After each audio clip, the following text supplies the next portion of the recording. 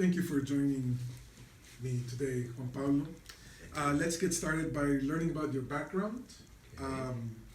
Why were you given the Right Livelihood Award? I should say we received the award because we always work with other people and groups and coalitions actually. But we won. We received the prize, the award, because of our work, trying to defend the Bio River and the watershed and the rights of the indigenous people who inhabit this watershed, the Pehuenche people. It was a 12-year-long campaign, very long. We kind of gave our life at that point to that campaign. We were defeated big time because they built 3 monsters, we couldn't stop them. But they wanted to build 7, so we stopped 4.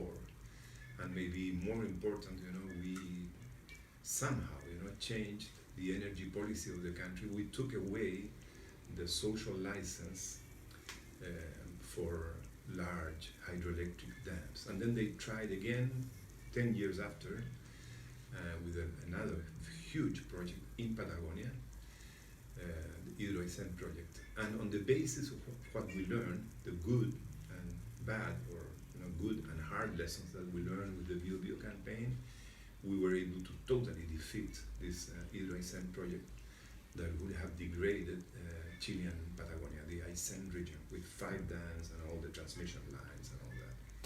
Yeah, I remember that the movement that you and your organization helped organize was one of the first large campaigns against these mega projects that affect so many communities. Yeah, it was the Grupo de Acción por el Biobío, the action group for the Biobío.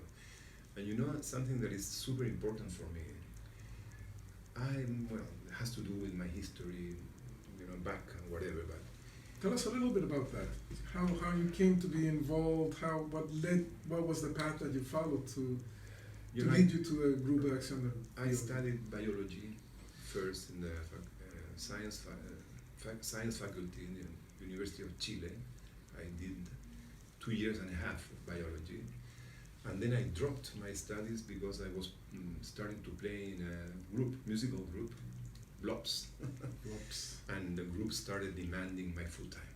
So with a little bit of sorrow, I don't repent. You cannot repent, in life, or sometimes you have to repent, but I dropped my studies, biology studies, for the group, And then the military coup came over our heads. My family, my mother, father, grandfather, uncles, all left wing, and I have friends who were literally murdered by the military, like Victor Jara. Victor Jara, who you and the Blobs made this really famous album that changed Chilean music in a way. I mean, he asked us to arrange and interpret 2 of his songs. One of them is very emblematic. I know, El Derecho a Vivir en Paz, the right to live in peace. And the other one is a beautiful song called María, Abre tu ventana. Victor Jara was massacred. He was murdered in the most awful way that anybody can be murdered. So the thing is, they burned the masters of our 3 records. My father and mother were in deep trouble. They had to find asylum in different countries, etc. So we left the country. In fact, it's not very patriotic to say this, but I didn't want to ever come back to Chile. I wasn't in politics, I'm in partisan politics. We were playing music for everybody, in the poblaciones, also in the uptown, whatever concerts, we were playing transversally, because we were not involved in partisan politics. In fact, I didn't like that scene. My father, who was a gold heart, my father, but he tried to somehow sell me the ecological utopia of the Soviet Union. This is what I call ideology, getting lost with ideology, because my father never visited the Soviet Union, which certainly wasn't an ecological utopia or any kind of utopia.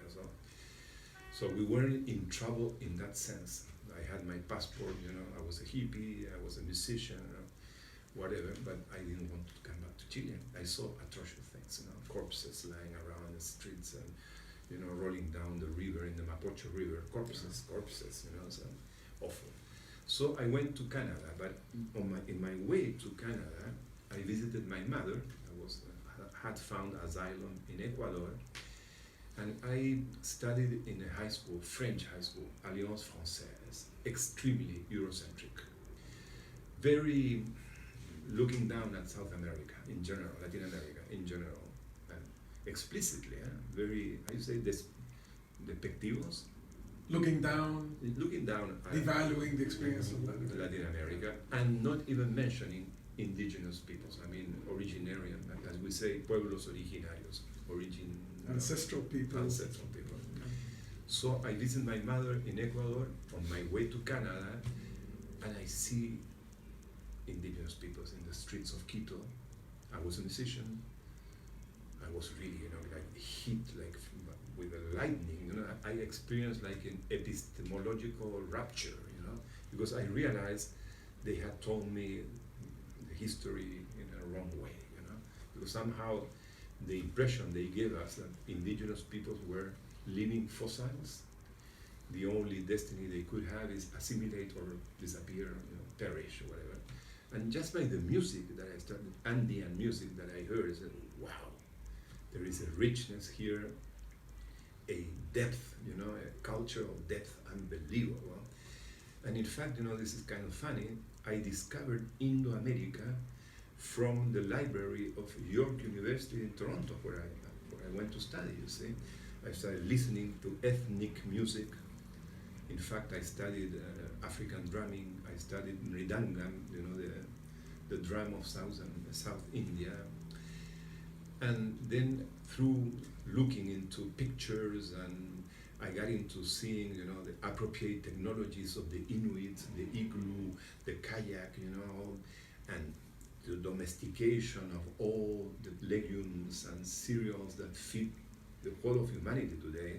Those foodstuffs, were domesticated or even invented, like corn, by indigenous peoples, our ancestors. So my respect grew and grew, and then I realized that many of these people, I don't idealize, but I realized that many of these indigenous peoples, they have a different stance regarding the biosphere. They stand in the biosphere in a different way, much more equalitarian, with a lot of respect for not only organisms, animals, and trees and plants, also for rivers, like features of the landscape, mountains, rivers, waterfalls, etc. So they taught me somehow that human beings can perceive and relate to nature in a very different way than the one we have, let's say, as a convention in Western, whatever, societies. Right? So would you say that it was that discovery of this the wealth of indigenous peoples that allowed you to come back to Chile despite the brutality and become involved with the Pehuenche people in defending their ancestral rights? Not really. It's more romantic. The reason why I came back to Chile. But the thing is, music led me to see and perceive and value indigenous peoples, and indigenous people led me to see the environmental, ecological dimension. But really, in Ecuador, I met my first wife, a Chilean lady, and I came back to Chile following her, which was fantastic, in many, many ways. At that point, in Ecuador, I wanted to become a shaman. A bit naive, but I wanted to be a shaman. So I was studying Quechua in the Catholic University of Quito. I wanted to go to the mountains and be taught by some, Andean shaman. But I came back to Chile, and yes, by coming back to Chile, first I worked as a farm laborer for 3 years with my ex-wife's family. Very powerful, interesting, and also dramatic. To get to know the world of farm laborers. It took me 8 months. I was in good shape physically. I was young. It took me 8 months to adapt to to work with the chuzo, with the shovel, with the pala, with the picota, 8 months. I was suffering, man, my back, my hands, my muscles, my thing. And then I got into it, and I got to know, as I say, all this world of the arrieros, the people who work in the mountains with the animals and the horses and whatever, and doing water works, and an amazing experience. But, I wanted to study ecology. That started to come, I want to study ecology and kung fu and acupuncture. Good mix, ecology. So how did you become involved with the defense of the Alto Bio? Right, but I went to Canada again, that's the thing, and I did my master in environmental studies, this time focused with a mention in ecology and anthropology. And of course, the idea was to study and come back to Chile this time, right? To apply that in Chile and all this. And this is interesting, the way life, moves you. If you let her or whatever move you, if you don't function so rationally, and sometimes you let, impulses and things move you. So I was hired to work, just coming back to our captive democracy, very captive democracy. I was hired to work in CEPI with Jose Bengoa, the Special Commission on Indigenous Peoples, and I was put in charge of communications, very broad kind of thing, organizing press conferences and different things regarding Chilean indigenous peoples, right?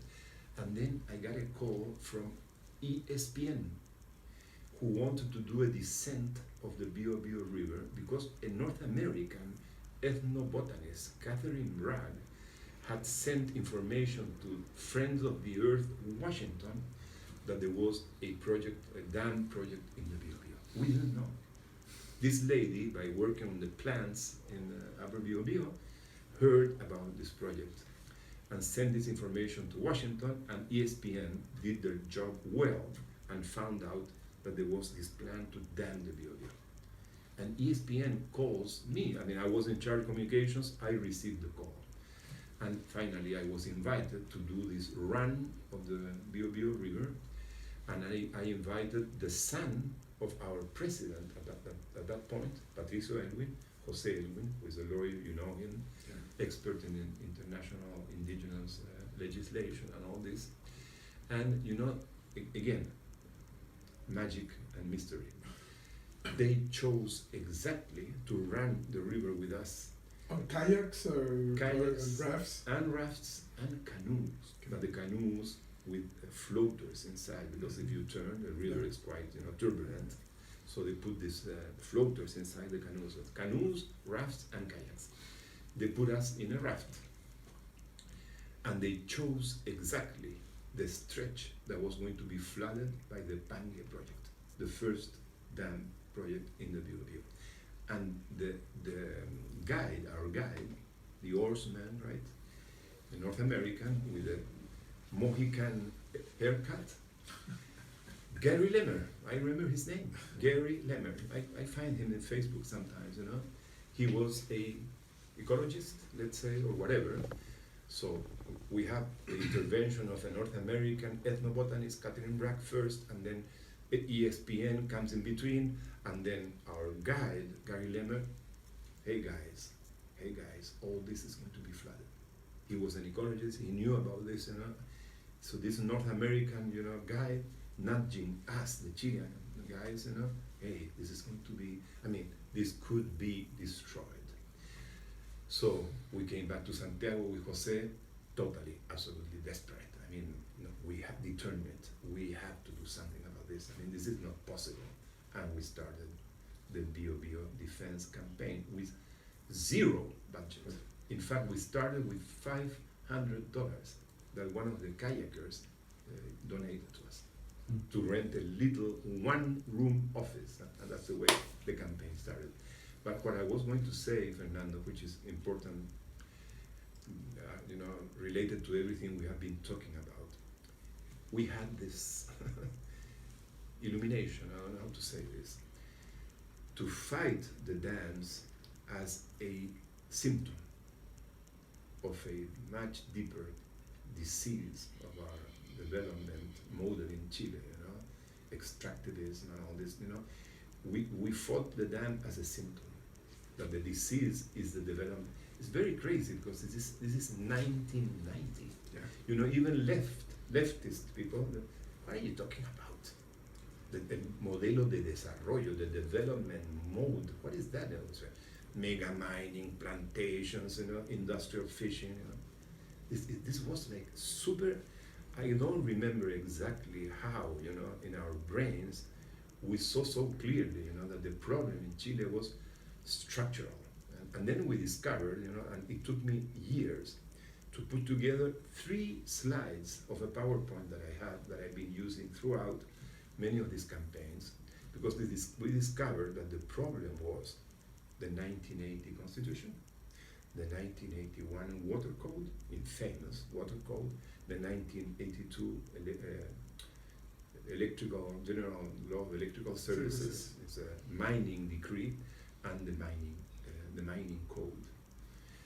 It took us a few years, to see and study, and analyze this system that is still totally alive, and still our structure. That's Chile's structural problem. That's the reason why, we are today in a country that it's a country of sacrifice. These sacrifice zones, really, if you look at Chile, it's a string of sacrifice zones that starts from Coronel, Puchucaví, Ventanas, Mejillones, Tocopilla, has to do with extractivism, particularly with mega mining. But mega mining, you have to associate it to all the thermal plants burning coal that mining needs to feed their operations, you see. So it's not only mining and the tailing ponds, it's also the thermal plants burning coal to supply energy to the mining operations.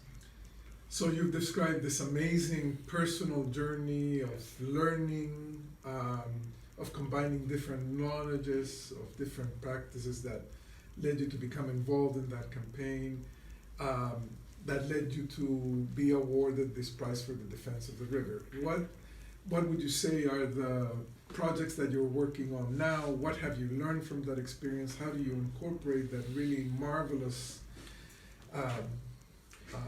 threads of experiences that you've accumulated into the work that you're carrying out today, particularly since, as you mentioned, the extractivist model has not changed, but is sacrificing different regions of It's our even deepening today with today's government. But the thing is, a little bit going back to the Bio, it's interesting that in the Bio situation and conflict, you had and have all the conflicted issues, that afflict somehow our country.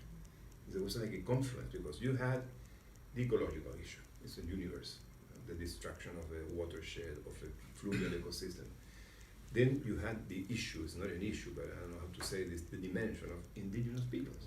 The watershed was and is inhabited by Pehuenche communities of pre-Columbian ancestry. So ecology, indigenous peoples, and then you have, of course, the energy issue, energy policy, etc. That Chile didn't have really a energy policy. It was just laissez-faire, and these people captured the water rights free without paying 1 cent. So they wanted to build all the hydroelectric plants they could, right, with these water rights. And then you have the issue, the dimension of democracy. Who's making these decisions, and are they consulting the people? Do we agree? Do most people really agree with this or not? And these campaigns, we need desperately these hydro plants. If not, the country is going to shut down, development is going to stop, a blackout, all these terror campaigns with TV videos, with campaigns in the main, newspapers, whatever. So we learn the good way and the bad way, many lessons. I would say the first one is, when you're facing these monsters, you need to work with many people, with many know-hows, with many different skills. So you need to build up coalitions, social movements, let's say, right? And work with diversity and complexity. People who can do the technical work, analyze environmental impact assessments, big thick tomes of Yes, information. and labyrinthic. They make Yeah. them labyrinthic, so nobody can understand anything. And it's super difficult. So people who can do that. In Chile, if you don't do that, some people say, don't do that because you are legitimizing a farce. But if you don't do it, somebody doesn't do it, you cannot then, there are some administrative demands and stuff, like lawsuits in a way, but administrative, that you can only interpose if you are participating, you are presenting observations, whatever, to the system. If not, you are out, and you cannot do those administrative. So it's super important that somebody does that, and then you learn things still. Yeah, you get some access to information that Yes. otherwise you would not have. Yes. Then the communication work. Our strength in the Patagonia now, without dams campaign, ecosistemas, one of our strengths is communications in many ways. Not only the social networks, but also, for example, inviting artists, musicians, to be, spokespeople for the campaign and writing songs. In the case of the Patagonia Without Dams campaign, we produced a beautiful CD with 15 songs by very important, artists, composed specifically for the defense of Patagonia. It was a hit. And in fact, we launched it. This is another thing, because the Bishop of Aysén became an ally of the campaign. So we launched the CD with Ángel Parra, with Joe Vasconcelos, very well-known musicians, in the Cathedral of Coyhaique. I'm not Catholic, but still, and the cathedral was full of people yelling, Patagonia sin represas, Well, so communications is super important. For the bio campaign, we didn't have social media. It was fax, telephone, and mouth, oral. You kind of summarize that multiple set of skills that you need to. There are more. There are more. There are more? Legal. Yeah. Legal work, legal expertise. You won't win in Chile many environmental causes in the courts, because they are corrupt too. But you win time, you create media attention, many consequences that are positive for the campaign. And then the international campaigning. We did that with the Bio. This is really beautiful. In fact, we lobbied the World Bank, the International Finance Corporation that funded the Pangue project, and we created a scandal. Finally, the IFC did not have an inspection panel or an ombudsman in those days. So we went to the inspection panel of the World Bank. The IFC is a private arm of the World Bank. And we got powerful effects. They sent an anthropologist first, and he gave us the reason in many ways. And then they sent an ecologist, Jay Hare. The anthropologist was Theodore Downing from University of Arizona.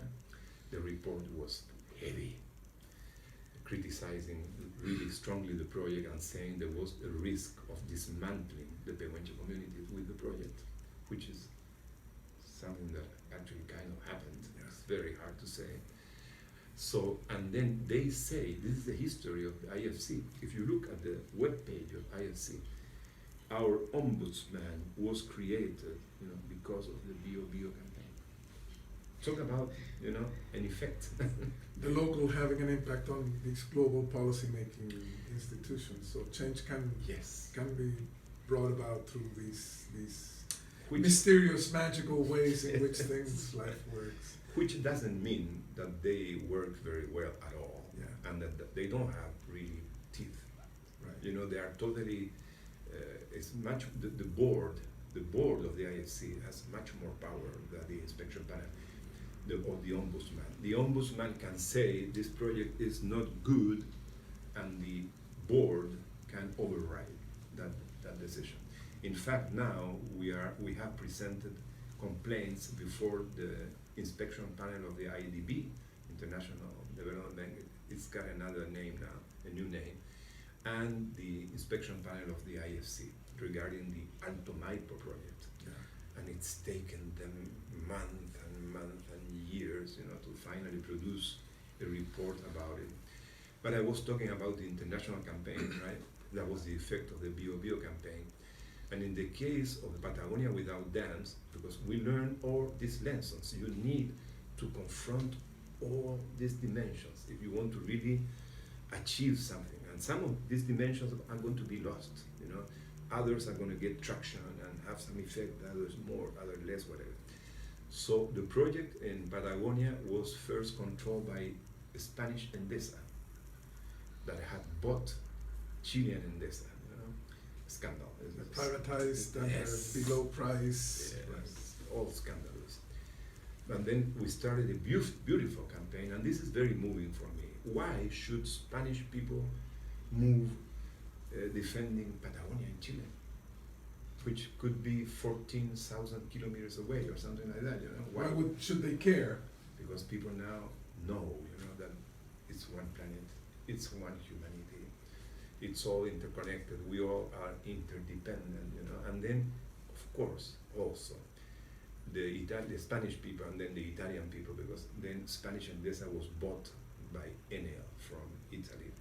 And both in Spain and in Italy, they hate these companies now because they have really heavy, awful stories now. In Europe also. Taking advantage of consumers, high prices for, you know. Nuclear reactors and thermal plants, you know, etc. So that helped a lot.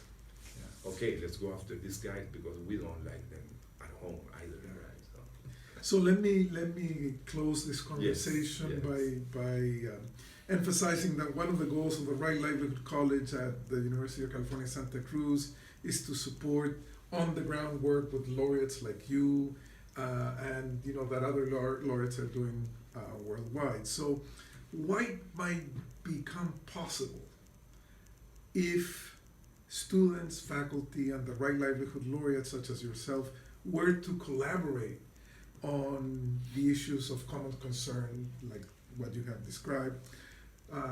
You know, what do you see that could happen as a result of that working together? But in the first place, we already are working and collaborating. Could be stronger, and we could, you know, be in touch more often and whatever. But we are. And from time to time, there are these encounters, these meetings, you know, that I really like, you know, where we get all together and we learn from each other. It's amazing to know most of the laureates. I mean, all of them are incredible people. And there's a feeling of belonging, you know, to a family, which is not a cliche, it's true, you know. And we have our, you know, mail groups and etc. And there is interchange of information, etc. And the colleges, you know, I think it's revolutionary.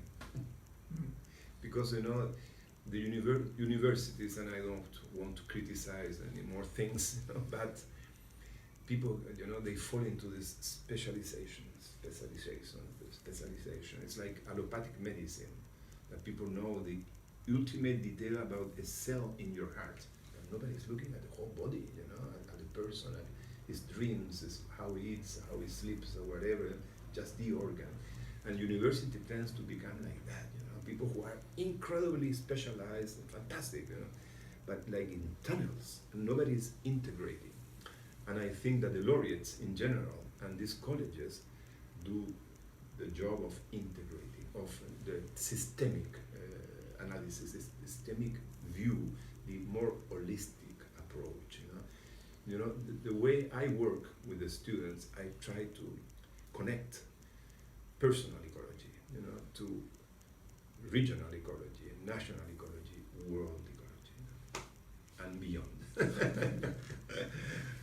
Thank you very much. You're Muchas welcome. gracias. Por favor.